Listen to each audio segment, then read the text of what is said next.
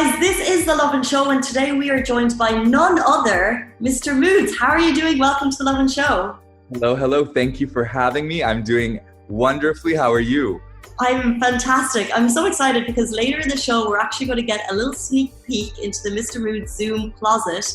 But first of all, I want to get to know you because I know that you actually started your career as a buyer in Level Shoes. Shout out Level Shoes. Shout out Level Shoes. Shout out Level Shoes. But now you're actually full-time luxury fashion content creator, living what looks like an amazing life. When did you first fall in love with fashion? So I first fell in love with fashion. I was a little kid and I used to always see my mom just dress up. They would, like when my parents were going out for dinners, and I was always so amazed by. She carries herself very well to this day, and I was always so blown away. And I used to always say it's incredible how fashion can really transform someone or just elevate them and make them feel more confident. And for me, I think fashion has really helped me feel the same, and it's allowed me to express myself without really ever having to open my mouth per se. And speak and tell people about myself. I just feel like by the way I dress, they can get a good idea of my character, the kind of person I am. And yeah. And it's certainly changed your life, which we will get to. But before we get into more, I want to talk about, obviously COVID-19 has affected everyone. How has it affected your work? So first of all, there has been no work. It was... For the past 3 months, I've generated zero, to be very honest. There were no projects. All brands that I have partnerships with or contracts with had paused the contracts, which have now resumed. But that was till I think, I want to say mid-May. They had frozen everything. And it was honestly very scary because, you know, there's a difference of having a 9-to-5 job where you're secured a salary, where I do know that some people did face salary cuts, but they still were assured that at the end of the month they were getting money.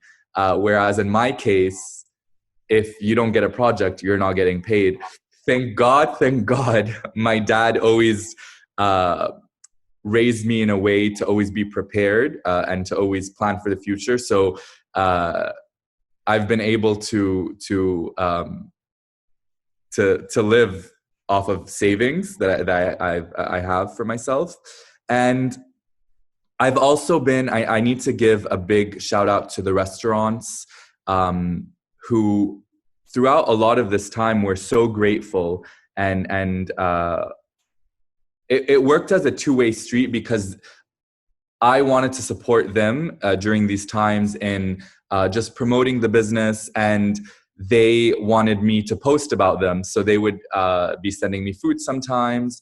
I would obviously in turn be posting about it. And I have to say again, I'm so grateful for it. And I from the feedback I got from them, it benefited both of us. So I know that was definitely something that helped me during this time in terms of spending. So you've been kept over. But interesting talking about posting. I just think it must be difficult being in the public eye, because I think sometimes you have a duty maybe to your followers to tell people stay home and stay safe. And now as the city is opening up again, how are your post style changing? And how do you talk to your followers about COVID-19, or how do you deal with that? So I made it a point to, especially at the beginning, when the quarantine period started, I made it a point to talk about these topics, because I feel like once you talk about them, you tend to get more comfortable with the topic itself.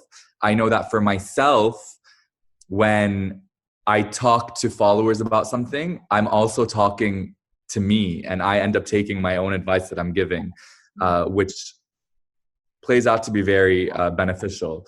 And I know that throughout this whole thing, I've had so much trust and confidence in what the government's been doing, and all the rules and regulations they've been giving us so that we could live safely. And I've just been following that. And so I usually have a thing every night where I put good night, don't forget to be kind. And for the period where we were asked to stay home, I had just put good night, don't forget to stay home and be kind. And it was even just, it's a small reminder that I feel goes a long way, because when you see it over and over, it just sticks with you. On top of that, just talking to followers about my experience and letting them know that I also am feeling a lot of the same things they're feeling, because at the end of the day, we're all the same. And I personally was having a very tough time the first week and a half of the quarantine period, because I'm so used to going out, to being with my family, to seeing my best friends, and to just be confined to a single space was very hard for me, both mentally and emotionally, and physically, actually. So I had to find a way to adapt, and thankfully, soon after, I actually started to enjoy the period at home, because I was talking to my mom about it, and I said, it's like I was getting to know myself again for the first time since I can remember, because I've never really had all this time to just sit down and reflect and really spend that quality time with myself and get to know the person I've become over the years, who I've grown to. I'm very proud of the person I've become, and it was just great to have this time to reflect, and I got to do things that I've always wanted to do but I never made time for, like do puzzles, and color, and just just play video games, just things that you always say like, oh, I want to do, but life just happens and you never really make the time for yourself. You're so consumed with so many other things. And I think that this whole experience was a big eye-opener for so many of us, because though we are moving towards a new normal, I think that the lessons that we've taken away from this will last us a lifetime over. And I just hope that we all come out of this with just a better understanding of what life really is about, and just our priorities are better. 100%. Tricky, but I hope so too. You mentioned about reflecting, and I actually remember Lovin Dubai did an article about you in 2018, and the title was, "This Dubai blogger earns his living from Instagram but says it's not as easy as it looks." Has your view changed since then? You know what? I still stick by it, that a lot of people, and I get daily messages of people saying, oh, we want to become influencers or bloggers or TikTokers or what be it, and how do you do it? And because I think from what you see on social media, you just see it as, oh, we're living this incredible lifestyle, and we're not really working. So people are like, oh, who doesn't want that? Yeah. But there's a lot that goes into it. And I think over the years, and I can definitely say I've seen a difference from when I started my career as an influencer till now, I've started to be much more transparent with what's going on behind the scenes, showing that where before I would be gifted something from a brand, or I would be borrowing something from a brand, and I would wear it and post about it as if it was my own, you know? Though I wasn't saying I just bought this, I wouldn't say that I'm borrowing this, you know? So if I was 22 at the time or 23, and kids were looking up to me saying, oh, at 23, you're supposed to be wearing, you know, the most expensive jackets from a certain label, or driving the most fancy cars, or I now tell them, because I know that I have this responsibility to be transparent with my followers, that it's not all so realistic. And I remember an example I gave once in a talk was when it was Lamborghini had let me a car for a few days. And at the time I was still working at Level, and I was driving a Hyundai. And I remember, and I would never show my Hyundai. And I remember that when Lamborghini gave me that car for a few days, I created so much content with that car to last me about a month, I would literally go upstairs, change my outfit, go back down, take a picture with it, go back up, change my outfit and take a picture. And then once I was done, I was like, but what am I doing? These people are following me and expect me to be honest. And I'm basically living this lie. And I then said, I was like, guys, by the way, I was lent this car. I actually drive a Hyundai. And now I'm very grateful that I drive a nicer car, but that's after years of hard work and determination and just having a bigger picture in mind that I stuck to. But yeah, I think it's really important to just be transparent with people and show them that it's not easy, you know. I hustled to get to where I am. I feel like people want to just acknowledge that they're somewhere, but they don't really respect the hustle and what went into it. And yeah, so I definitely think that I'm doing a better job now than I was when I first started of showing what goes into it. Mm-hmm. And now people know that follow me that if I'm wearing a really cool piece, sometimes it's borrowed from the brand, you know. Sometimes it's gifted. Yes, I'm fortunate enough that I can get myself things that I want if I really want them. But I'm also in a position where I'm able to have access to these things, and I need to be transparent with my followers that how I got them. 100%. Like, it's obvious from what you're saying that you definitely feel a social responsibility to your followers, which is cool. 100%. But following on from that, if you could pick one, like, let's say obviously they're positive, what is like the best part about your job? And then also on the flip side of that, what is the worst part? Definitely the best part, not one of, but the best part is that you're able to reach so many people mm-hmm. and inspire them or motivate them or change their views or in a better for the better. And I think that's one of the reasons I continue doing what I'm doing, which is my aim isn't to try and become famous. My aim isn't to keep growing to a point that I have 1 million. No, I don't care about the number anymore of followers.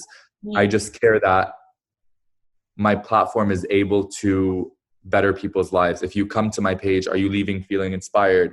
I make sure, yes, I post about fashion and lifestyle and travel, but I also post about quotes and I talk about topics that really moved me and things that helped me.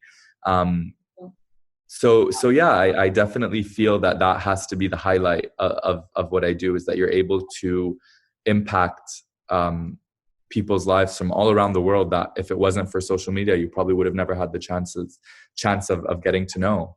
And the downside of it is that with social media, oftentimes people think that because you share a lot of your life that they fully know you or are entitled to things that maybe is really just for you. Like I'm very careful about keeping my private life just for me if I'm in a relationship, or if that's one of the questions I'm always asked, like, are you dating? Tell us more. Even my house, I keep getting asked, like, can you do a house tour? And for me, I like to believe that I give a big part of me to the public, that when I'm home, that's for me, you know. I'll show parts of it, but you need to be able to, in order to stay sane, in this world of social media, you need to keep some things that are just for you. So I think that's the hard part, where some people just maybe don't always understand it or see it from that point of view, and they just feel like, oh, he's not giving us everything he can, or that. And I've learned to always choose my words carefully.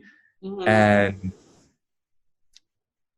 because people are just waiting for you to mess up sometimes, and they just want to call you out on it. And people are sometimes more eager to focus on the negative and drag someone through the mud than praise them, or you can do so much good, but then they'll still want to focus on the bad.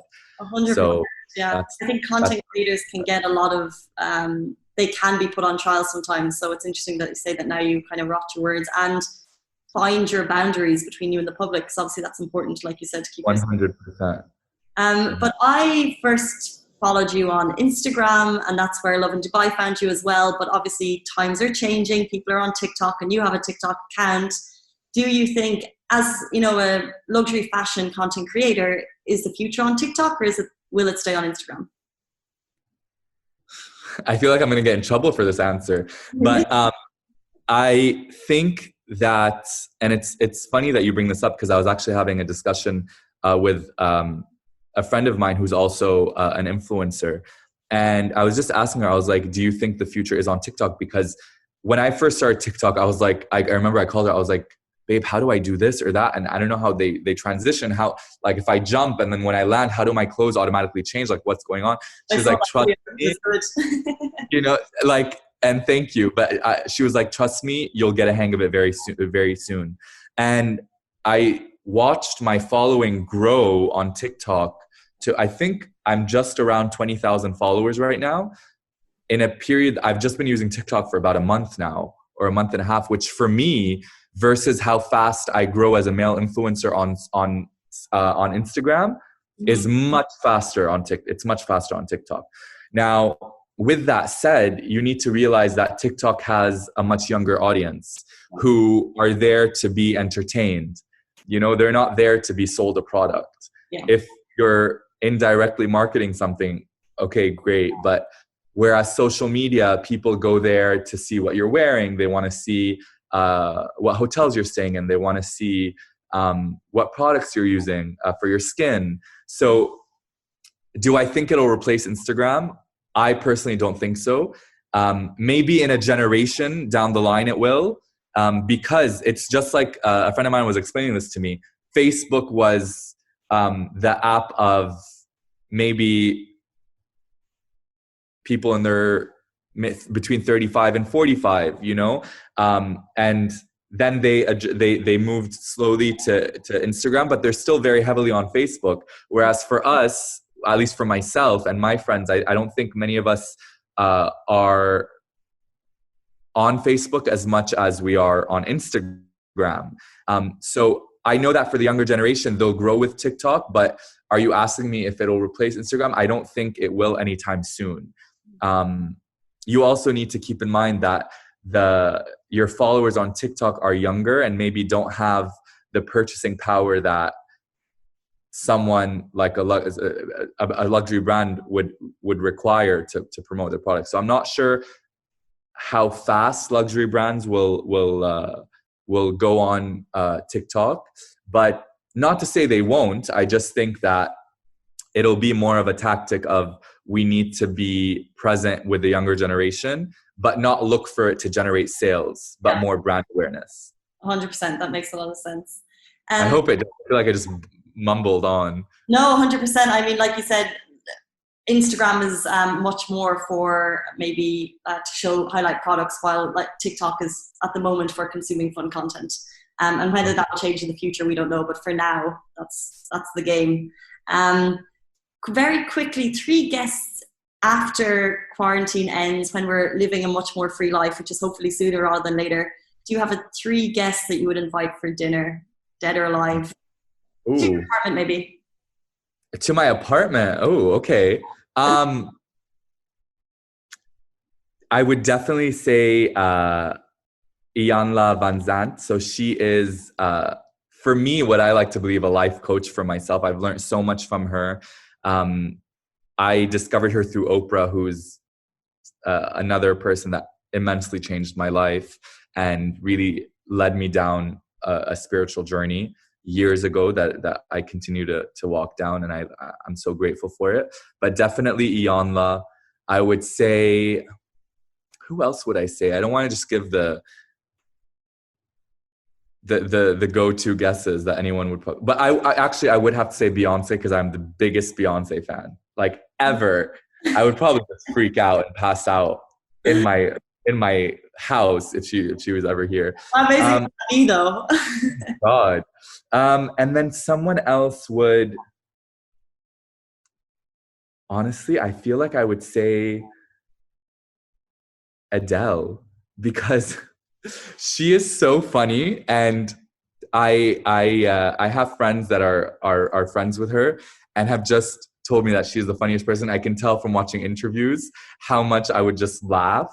So if I ever had the opportunity, I would definitely love to sit down with her and just laugh nonstop. I love that. And I actually have been waiting for the day that Dubai Opera announced she's going to do a concert. I just think that would I would literally just die. Yeah. That would be so that is my dream for Dubai Opera, Adele. I hope so, one day.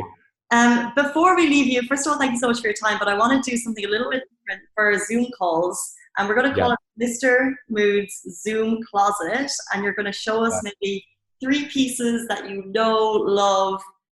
Yeah, so I'm going to show you 3 pieces. We're going to do it in my living room, but I've actually brought in the pieces here. And these are pieces that in some way or another stood out for me. So I'm going to actually maybe, let me see how to do this. Place you right over here. This will be like a show. Yeah, I feel like I'm about to do a TikTok dance and then just change into something. But so the first thing are these sneakers. So these are, I don't know how old, they're Louis Vuitton sneakers, and they were probably the first pair of designer sneakers that I ever got. I wanted them for so long, and they were limited in quantity. I saved up so much, and I just remember once I got them, I for nights I couldn't sleep. I was like, I can't believe I have them. I would wake up in the middle of the night, just go to the closet, make sure they're still there, and go back to sleep. So I think these shoes are definitely something I'll never get rid of. Another thing is, this is actually just crazy because it's so not practical. I wore this to the Louis Vuitton show in Fashion Week. It's a Louis Vuitton jacket with it. You can just like see all how it's embossed. But this jacket is, the story about this jacket was, I was going to the Louis Vuitton fashion show. I really wanted like a statement piece, and a friend of mine was like, oh my God, I have this jacket you need to wear. Trust me, no one has it. It's crazy. So he lent me it, and then got back from Paris, and he's like, you know what? You rocked it. You need to keep it. I was like, you're crazy. But anyway, he's like, no, I insist. Anyway, like I've already made up my mind. Long story short, I then posted a video wearing this jacket on TikTok, and so many comments were, oh my God, that's ridiculous. The price of that jacket is insane. I never knew the price, but turns out the price of the jacket is just crazy money that I would never, ever, ever spend on a jacket, but it happened. And how much was it? I would rather not say, but it was a whole lot. Google that jacket. But the last thing is this jewelry trunk that I got myself for my birthday last year. They are so I got the last piece that was in Dubai at the time, and now it's by order only, and it takes a few months to get. But I literally use it for, I don't know if you can see, I keep all my jewelry, and then below that you can like keep more things. But it's definitely, it was a present to myself that I said, you know what, it's a splurge, but I worked really hard. I deserve it. And it's something that I feel like I can pass down to my kids one day. So yeah. I was going to say that looks like a family heirloom, not as spectacular. So what I've found out from that is you're a Louis Vuitton fan. So you know what's so funny is I love Louis Vuitton. I love Louis Vuitton. But I don't buy it as much now. I'm more into maybe their leather goods or luggage rather than ready to wear. But I can safely say that Louis Vuitton has had staple moments in my life for sure, when it comes to fashion. But yeah, each piece has some sentimental value. Amazing. And just before we leave you, I want to know, do you have a 5-year plan, a 10-year plan, or what actually is the big dream for you? Ooh, you know what? I've always been a believer that whatever is meant to be will be, and God has already written my story, and I'm just playing it out. So whatever comes my way is meant for me, no matter if it's good or bad. I know that whatever situation I'm in, and that's something I've learned in life, is to appreciate the situation you're in. Even if it doesn't look like it's a good one, it's there to teach you something. It's there to allow you to grow and to better you and to prepare you for the next stage in your life. So I know that I would be lucky enough doing this for another 5 years. I would hope that I'm able to continue inspiring people, or to be of somewhat of interest to people. I think there's a lot people don't know.